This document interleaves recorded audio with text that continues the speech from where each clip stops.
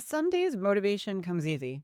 Other days, it feels absolutely impossible to get anything done. Truth is, I actually just received this question in an audience Q&A where they asked, how do you keep up your motivation even when you're feeling uninspired to do so, even when the days are hard? The truth is, maintaining your motivation has nothing to do with willpower. It's all about having systems in place that allow you to easily continue to show up even when you don't have the energy or feel like doing so. That said, motivation isn't something that you wait for. It's something that you create. And that's exactly what I'm going to share with you how to do today. You're listening to The Next Step with Corey Lowe, where we transform overwhelm into confident action. I'm Corey Logaitis, keynote speaker, coach, and working mama of four, here to help ambitious women just like you take the next step, whether that be leadership at work, at home, or in your community.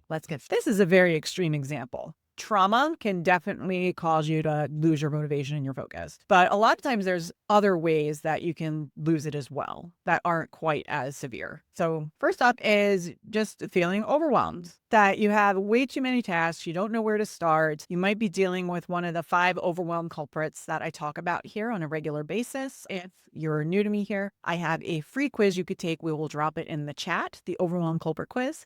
And you can learn where the source of your overwhelm is so that you can figure out where to start. So first one, you're not going to be motivated if you are feeling too overwhelmed at that time and you don't know which of the 5 culprits is causing it. Next is a lack of clear direction, right? So if your goals feel way too far away or they feel abstract, or maybe it's been a while since you've visited your goals and they don't feel aligned anymore, that's definitely going to cause a disconnect and you're going to feel like, why are you even showing up? And lastly, it could be emotional resistance. You could have self-doubt. You could have imposter syndrome. You could have fear of failure. These are all things that are almost, in a way, a self-sabotage that hold us back for our own safety, because it's easier to remain where we are and not deal with the self-doubt, the imposter syndrome, and the fear of failure than it is to potentially fail by moving forward and doing what it is that we want to do. So those are the core reasons why you can lack focus. That, or you can, like I mentioned before, experience a trauma like I did, and all of a sudden life didn't seem to really have much of a purpose.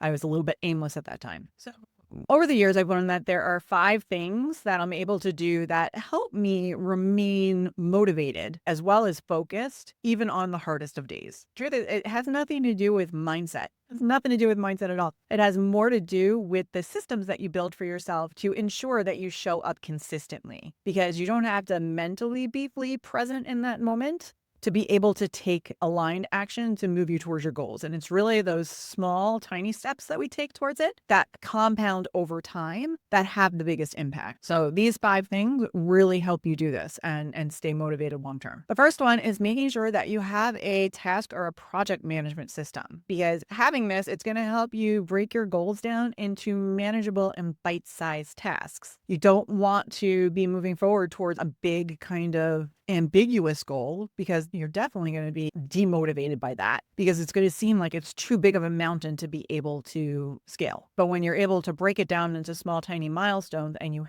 have a task or project management system that helps you track your progress along the way, it makes it so much easier. So on days when I'm feeling not 100% or maybe not that motivated to want to get much done, it makes it very easy for me to come into my project management system. I use Asana for me and my team. I could come in, and sometimes whatever I had scheduled for that day might not be the best thing for me to work on because I'm not in the right mindset, but I could chip away at other things that I do have the capacity to do, reschedule the ones that I don't feel like I have the capacity that day, and still remain on track, as long as I stay consistent to making sure that I am doing everything by the deadlines that I set for them. Number 2 is I never ever miss my weekly recap appointment. So the weekly recap is something that I do. I do it weekly. I actually do it daily at the end of my workday. I do it quarterly, and then I do it annually. And it's scheduled on my calendar. It's a non-negotiable. It's completely blocked out. My team even knows that it's protected. My family knows that it's protected. You can't get into that. And this is the time that I set out for myself on a regular cadence to reflect, reset, as well as plan and adapt for what's next. So a lot of times I might have a week where I'm doing my Friday weekly recap and I'm like, you know what? This was a really tough week. I don't really feel too good about it. And as part of my process for this, I always reflect on what went well, what didn't go well, and what can I do differently next time. So by making sure I hold this appointment and actually reflect on, okay, well, this week I wasn't really very motivated. Things weren't going well. There's nothing wrong with that. But I'm setting aside intentional time to reflect on, okay, well, what can I do differently next time to maybe avoid this or to maybe solve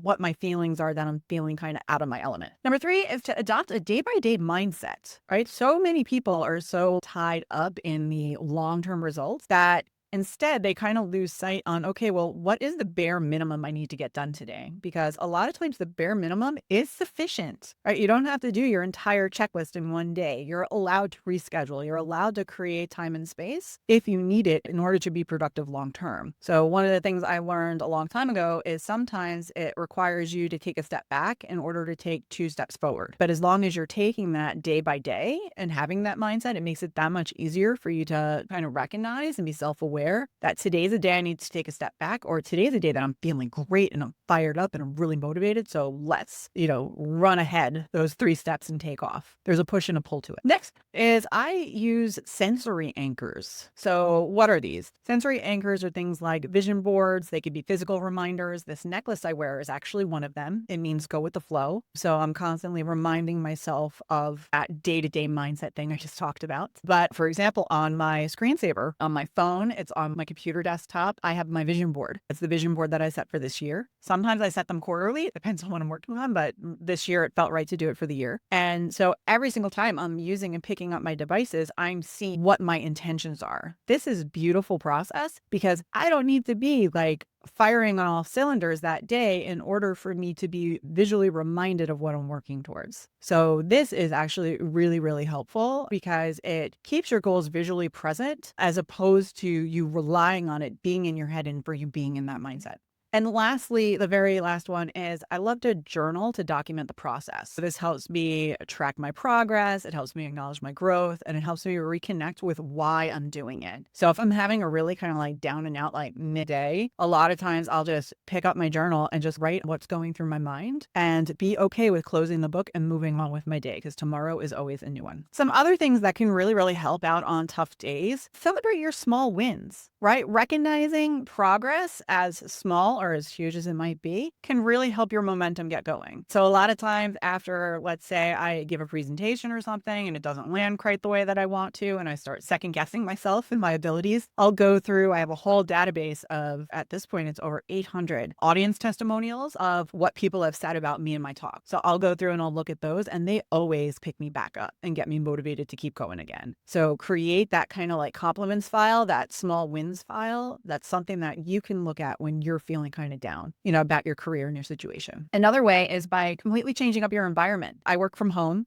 This is my home office. I share with my husband. That's his desk over there. But a lot of times too, like I just need to get out, not be in my house. Actually, I'm in my basement right now. That's why it's always so dark. But sometimes a simple reset by going and working from a coffee shop or going and working from the library or even maybe meeting one of my friends to co-work at a coffee shop. That makes a really, really big difference. So sometimes just changing up the environment helps a lot. And lastly, make sure you're taking time to reconnect with your why. I did an episode on this. We'll drop it in the show notes. So you can go ahead and check it out on how to determine your why. But at the end of the day, when things are really, really tough and you're just not feeling it, sometimes it's as simple as going back and revisiting why you're doing what it is you're doing and what you're working towards. That can really help kind of restoke and rekindle that flame to keep you going a little bit further, even just for that day. So remember, motivation is fleeting, but discipline and structure is what ultimately creates consistency. Everything I shared with you today was more about systems, processes, appointments, and different things that I put in place to keep me accountable and moving forward. So to recap everything that I talked about today, I shared with you 5 different ways I personally keep myself motivated even on my hardest of days. And that includes using a task or project management system, never missing my weekly recap appointment, adopting a day-by-day mindset, using sensory anchors like vision boards and than physical reminders like my necklace, and making sure that I'm journaling on a regular basis to document the process. So I'd love to know, is there one that I missed? Go ahead, drop it in the comments. Would love to be able to share there what tools work for other people, because I might not know something that you're doing that's awesome that I might want to try and share on a future episode. So let me know what you're working on. And also, I would love to hear which one of these 5 you're going to focus on and try to test out moving forward. So drop me a comment, send me a DM. I'd love to hear from you.